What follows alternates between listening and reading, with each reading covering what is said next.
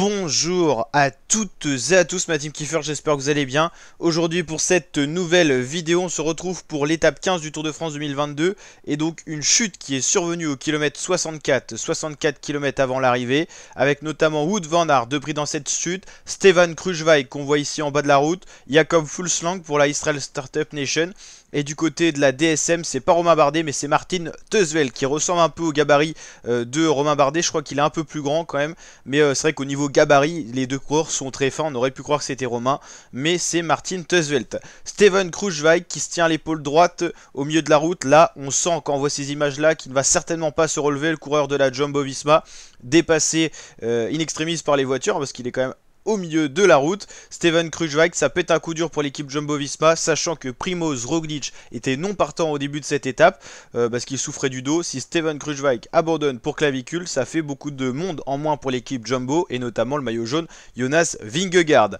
Du côté de Martin Teusvelt, ça repart avec quand même de belles pizzas, comme on appelle dans le jargon, c'est-à-dire que la peau est bien arrachée, et donc ça va faire tout simplement des coups dans les jours à venir et donc de possibles douleurs internes pour les coureurs, mais en tout cas ça repart à chaud. Du côté de Stefan Kruijswijk, ça va pas repartir. Jakob Fuglsang, un peu énervé certainement et surpris de cette chute, va repartir également de son côté. Lui est tombé dans l'herbe, donc maillot moins déchiré, mais ça n'empêche qu'on suivra également dans les prochains jours s'il n'y a pas de douleur pour le coureur danois. Et du côté de Stefan Kruijswijk qui se plaint de la clavicule droite, donc c'est l'abandon quasi assuré, donc on peut être sûr à ce moment où on parle que Stefan Kruijswijk a quitté la course. Du côté de Van Aert, il n'est pas forcément très touché au niveau du maillot. Alors est-ce qu'il a attendu Kruijswijk? Est-ce qu'il a regardé au niveau de la chute? Ou est-ce qu'il est tombé? En tout cas ça repart pour le maillot vert, pas de souci. Et donc le peloton s'est coupé en plusieurs groupes, s'est scindé en plusieurs groupes avec cette chute. Alors est-ce que c'est en lien avec la manifestation? Ça a été signalé dans Radio Tour qu'il y avait encore une manifestation sur cette étape, mais que tout était rentré dans l'ordre.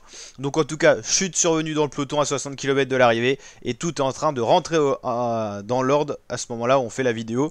Donc en tout cas, chute et abandon notable de Stefan Kruijswijk pour la Jumbo-Visma, un de plus. Donc pour cette étape de 202,5 km, pas particulièrement difficile, mais les conditions météo, plus de 40 degrés sur la route du Tour, en font une étape quand même où il faut se méfier. On peut être moins lucide avec la chaleur et tout ça, donc de possibles chutes comme celles qui viennent d'arriver, ça peut faire perdre le Tour de France à certains coureurs. N'hésitez pas à liker la vidéo si elle vous a plu, on vous donnera bien sûr des nouvelles de tous ces coureurs qui sont tombés, et le résumé de l'étape 15 sera disponible juste après l'étape sur ma chaîne YouTube, donc n'hésitez pas à nous rejoindre la team Kiefer. Ciao ciao.